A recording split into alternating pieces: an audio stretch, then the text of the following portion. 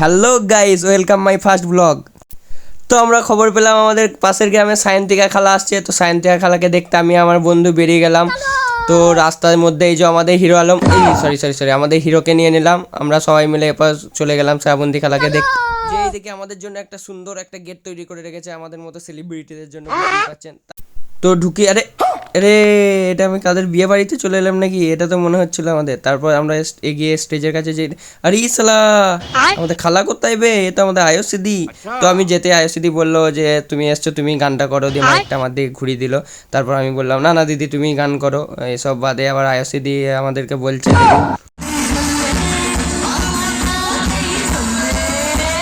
আরে দিদি এসব জলাফলা বাদ দাও, তোমার গান ফান ভালো লাগছে না। তো এই কথা শুনেই দিদি আমাদেরকে বললো ঠিক আছে আমি একটু নিচে দেখাচ্ছি, দিয়ে দিদি আমাদেরকে নাচ করে দেখাতে লাগলো। তো আমরা সবাই নাচ দেখছিলাম। তারপর হঠাৎ দেখি সায়ন্তিকা খালা আমার পাশে, আরে খালা এই যে আমি এদিকে তাকাও, আমার মতো সেলিব্রিটি, আমি হ্যালো হ্যালো। তো আমার মতো সেলিব্রিটি দেখে খালা পাত্তাই দিল না। তো দিয়ে স্টেজে উঠে বললো, তারপর স্টেজে উঠেই খালা আমাদেরকে বললো, আচ্ছা এদিকে একটু লাইটটা দেওয়া যাবে, অডিয়েন্স লাইটটা। ও বাবা দেখি।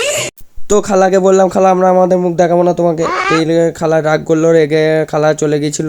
তারপর দেখে আরে সত্যি সত্যি খালা যেও না খালা।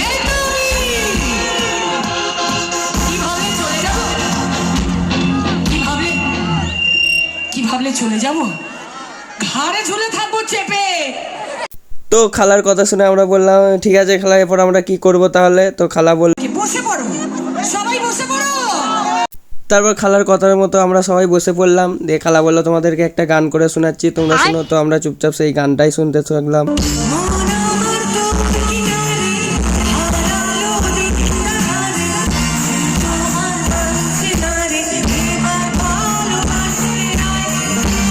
তো খালা গান করতে করতে বললো